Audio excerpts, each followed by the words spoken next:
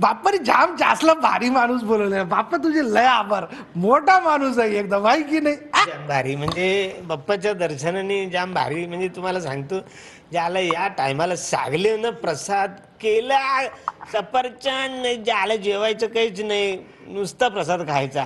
आम्ही सगळीकडे जय देव एवढं करून दुसऱ्या गल्लीमध्ये दुसऱ्या घरामध्ये जाऊन तिकडं आरती तर टायमाला आला, सगळे 4-5 आरत्या झाल्या, पोट भरलं मग घरी यायचं. असं आमच्या बाप्पाचं दर्शन असतं. होय ना. पण त्यातल्या त्यात कोकणातला आरतीचा फ्लेवर थोडा वेगळाच असतो, म्हणजे एकदा सुरू झाला की थांबतच नाही. हो हो, म्हणजे जाम भारी. सगळे आपापल्या परीने एक तर कित्येक दिवसांनी ह्या आरत्या शोधून शोधून काढतात आणि त्या दिवशी जो तासभर तरी एन्जॉय करतात. लोक वाजवणारे मस्त असतात ना, म्हणजे आरती म्हणणारे मस्त, सगळेच मस्त असतात इकडे. पण बाप्पाला प्रश्न पडावा की हे संपतंय केव्हा? कधी कधी कधी बाप्पाला पण गरम होत असणार ना, झालं चल म्हणा थोडं वारा द्या, बाजूला सगळी गर्दी करतात तिकडं. वा वा अरुण दादा, खूप छान वाटलं. तू आला ना की खूप प्रसन्न वाटतं, या अर्थाने की दरवर्षी खरं तुम्ही टीम बरोबर असता, पण यंदा फक्त आणि फक्त एक्सक्लुझिव्ह अरुण कदम यांच्याबरोबर आपण बोलतोय. Thank so you. आमच्या सगळ्यांच्या मनातला विनोदाचा अमिताभ म्हणून अरुण दादाकडे आम्ही पाहतो. त्यामुळे दादा, यंदाचा उत्सव काय म्हणजे कसा आहे तुझ्या घरात, आणि काय मागितलंस तू बाप्पाकडे? मी काय नाही मागितलंय. मी तर फक्त बाप्पाला सांगतो की आता मुलीचं लग्न झाले, मुलीला छान मुलगा झालाय, मला नातू झालाय. वा. आणि आम्ही फार एन्जॉय करतो. म्हणजे माझं आणि माझ्या नातवाचं जाम फार जवळचं रिलेशन आहे. म्हणजे तो माझ्याकडे एकदा आला ना, मग तो आईकडे पण जात नाही, कोणाकडे जात नाही. तर ते लोक विचारतात काय तुमच्या दोघांचं प्रेम आहे. म्हटलं काही नाही, त्याला माझ्याबद्दल प्रेम वाटतं, मला त्याच्याबद्दल जास्त प्रेम वाटतं. आणि राहून राहून आम्ही दोघं खूप मस्ती करतो. म्हणजे काय म्हणतात आयुष्यामध्ये लग्न मुलीचं होणं किंवा मुलाचं होणं आणि मग नातू होणं, आजोबा होणं, याच्यासारखा आनंद नाही. म्हणजे बरेच लोक मला म्हणतात आता, सचिन गोस्वामी म्हणतात की अरुण आता मांडीवरती नातवाला खेळ. स्वतः जरा मी पाहिलेलं आहे तुला असे ते तालमीच्या वेळेस तुला सूचना देतात, अरे अरुण जरा झालं आता 60 झालं की आपण काळजी घे, किंवा तू स्वतःची काळजी घे, लोकांची काळजी घे.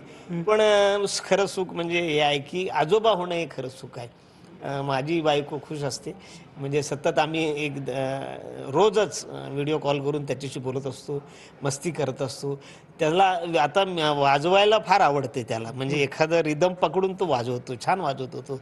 मला माहीत नाही पुढे जाऊन काय होणार आहे ते, पण आत्ता दिसतात आहेत. म्हणजे आता वाजवतोय हळूच. म्हणजे एक नुसतं म्युझिक लागलं की तो ऑटोमॅटिक हात करतो, दन दंग दन, इतकं त्याला कळते हळूहळू. वा वा, आनंद आहे. म्हणजे म्हणतात ना की बाळाचे पाय पाळण्यात दिसतात. नाही, तुझ्या बरोबर म्हणल्यानंतर ते गुण नाही तर वाढ 100% येणारच येतो. म्हणजे हल्ली त्याच्या कानाचा सूर म्हणजे असा सुरू झालाय तो ऑलरेडी. म्हणजे पुढे अजून काय करेल काय सांगता येत नाही. पण अरुण दादा, तुझ्या मनात तुला वयाचं परिमाण निश्चित नाही, तुझ्या मनात एक मूल दडलेलं आहे जे कायम कुठलीही स्किट करताना केव्हाही उसळून बाहेर पडू शकतं. म्हणजे ते नाचताना असू दे, संवाद म्हणताना असू शकतं. पण तुझ्या नातवाला 100% हा प्रश्न पडणार आहे की जेव्हा कुठल्या शाळेतल्या स्किटमध्ये तू हाफचड्डीवर दिसशील, म्हणजे त्या गणवेशात, हा आपला आजोबा आहे असं होऊ शकतं. आणि आजोबा अजून हापचडी घालून फिरतोय आणि शाळेतलं काम करतोय, विद्यार्थ्याचं काम करतोय. त्यामुळे आम्हाला कॉमेडी एक्सप्रेस जे पहिले तू, भूषण कडू, त्याच्यामध्ये तू शाळेतलं बंडू, अभिजित चव्हाण आपला, शाळेतले शाळेतले करायचं. हो हो. म्हणजे तुला सांगतो की एका ठिकाणी मोरू आणि बंडू आणि मास्तर अशी फार कंपल्सरी तिकडे इव्हेंट पाहिजे होता. आणि त्या दिवशी दोघे नव्हते, म्हणजे बंडू पण नव्हता, मोरू पण नव्हता. पण त्या लोकांनी ते स्किट कंपल्सरी पाहिजे होतं, इव्हेंट फिक्स करताना सांगितले पाहिजे होते. आणि मग करणार कोण? मग मला विचारलं तू करशील काय? तर मी म्हटलं मी करेन, पण मी असं नाही यांच्यासारखं नाही, मी जरा वेगळं करेन. थोडं प्रयत्न करतो आगरी भाषेत करायचं. कारण मी थोडी मी सगळे माझे मित्र आगरी मंडळी आहेत, त्यांच्या हळदीला, त्यांच्या लग्नाला मी जातो, तर तिकडच्या सगळ्या गोष्टी थोड्या कॅच करत ऑब्झर्वेशन करून मला सगळे मित्र म्हणतात बाला तू लग्न नेऊ नको, हल्दी नाही, आतलं जाम भारी मजा करूया. तर ती सगळी गोष्ट करून मी ती आगरी थोडीशी ऑब्झर्व केली होती. आणि मग तिथे मी आगरी देवराम केला. आगरी देवराम, बरं. म्हणजे देवराम आणि मास्तर असं कॅरेक्टर केलं. तर त्याचा जन्म तिकडे झाला तो. अच्छा. मग आगरी कॅरेक्टर सुरू झाले. पण मग ते कसं त्याची झलक एखादी? म्हणजे काही नाही, झालं काय रे, सकाळी कोंबरी उठते, मग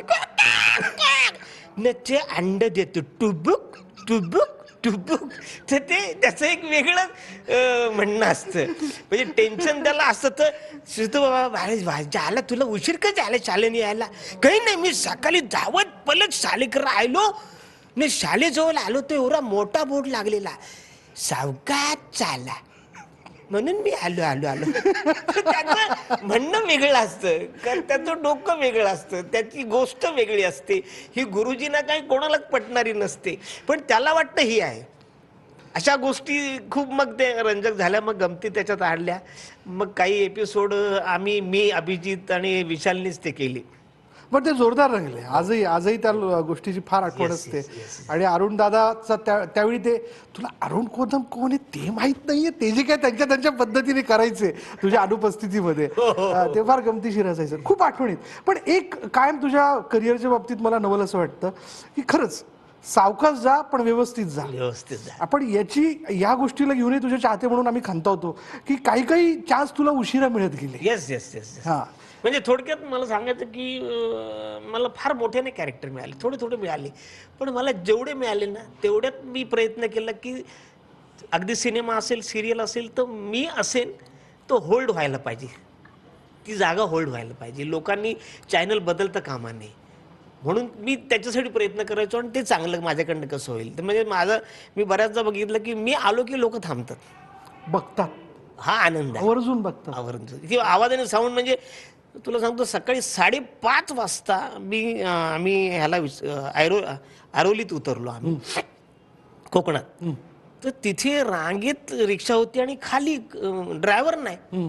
तर एका पुढच्या रिक्षाजवळ सगळे लोक बसलेले आणि तिथं माझं स्किट बघत होते 5:30 वाजता. काय म्हणतोस? सकाळी 5:30 वाजता? 5:30 वाजता. वाह, वाह, आणि मी सांगितलं ती स्किट बघताय ते मीच आहे, मला गाडीत बसवा, मला कुठेतरी बसवा. तेव्हा ते सगळे सरपटले, धावपळ झाली त्यांची. बोले दादा एक फोटो. मग सगळ्यांनी फोटो काढले, सगळे लोक गेले, मग मी गेलो.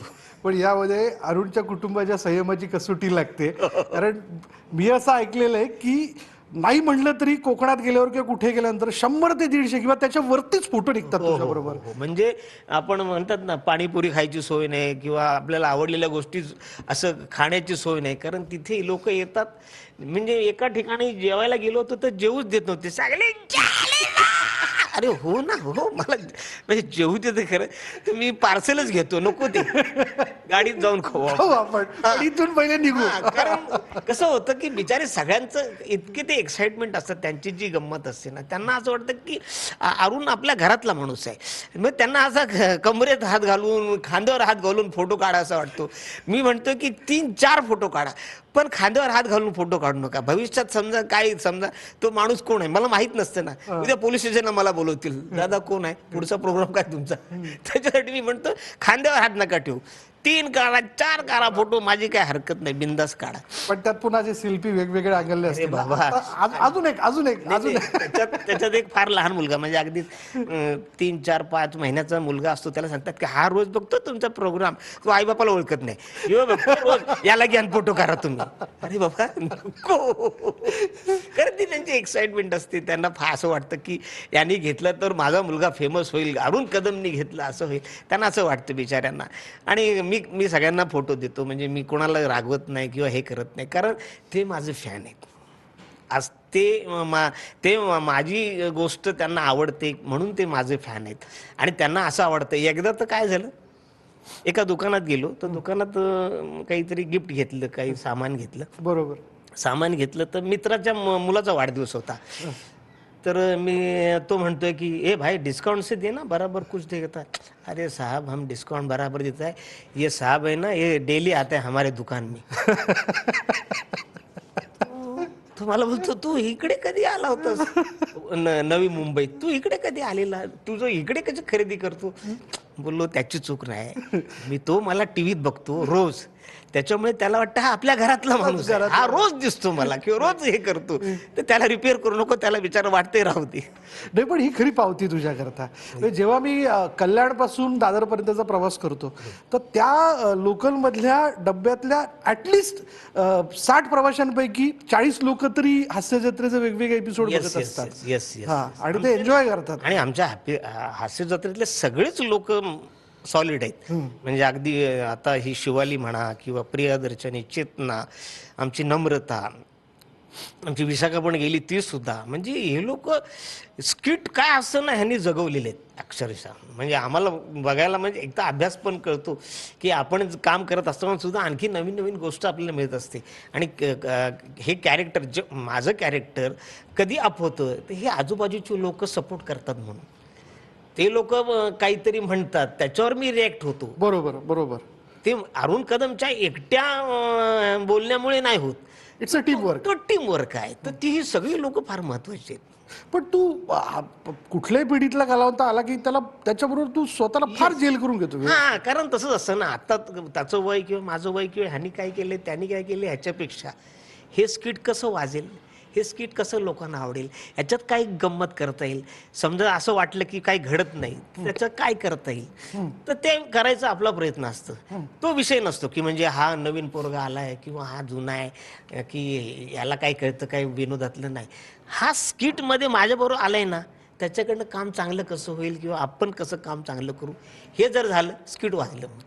काय करायचं राहून गेलं असं तुला वाटतं? इतक्या भूमिका तू वेगवेगळ्या केल्या, काय करावं असं वाटतंय आता? 60 हा काय तुझ्यासाठी क्रायटेरिया नाहीच आहे. नाही खरं. त्यामुळे तू जेव्हा बोलायला लागतो तुझं काय घशातनं आवाज निघतो येतो कुठून हा प्रश्न पडतो मला खरं तर. काय खातोस, काय काय मेंटेन करतोस काय स्वतः? बरेच लोक ते विचारतात की हा आवाजाचा अभ्यास म्हणजे एकतर मलाही माहित नाही की हा आवाज कसा आला, कुठे झाला सुरू.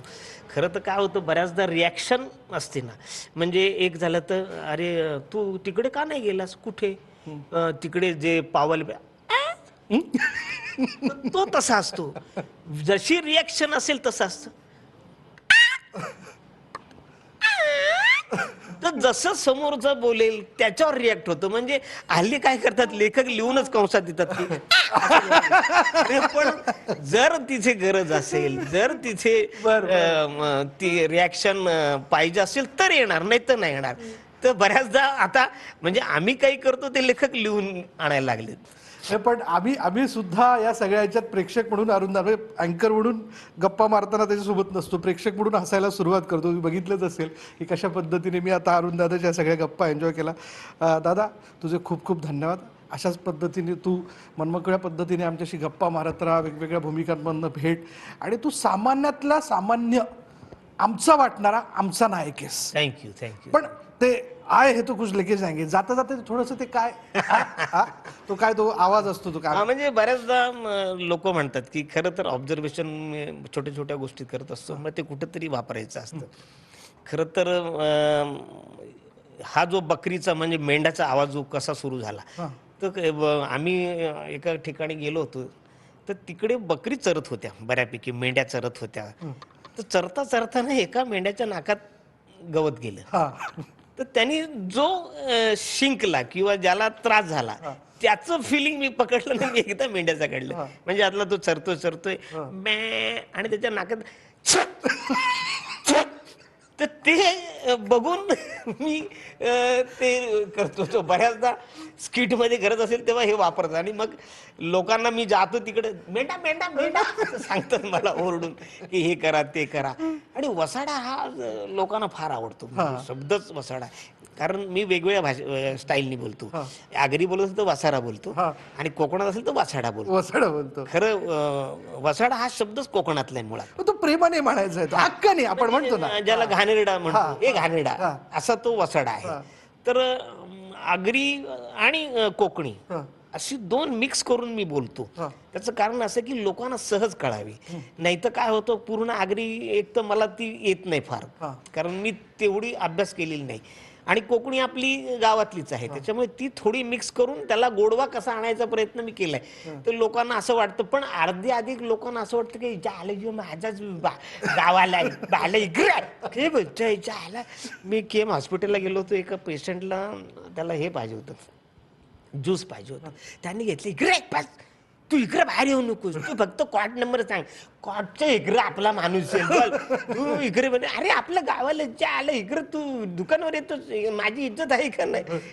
इतकं त्यांचं प्रेम आहे. बरं कुठल्या एरियात असो, म्हणजे पनवेलला असू दे, इकडे वसईला असू दे, विरारला असू दे, हे आगरी मित्र भेटतात आणि काहीतरी घेऊन येतात. होय ना. हा म्हणजे फोन करतात, बाबा खेकडा आणू का, पापलेट आणू का, सुरमई आणू का, काही म्हणजे, आणि बनवून पण आणतात. असं नाही की तू बाबा बनव बिनव खा, नाही नाही.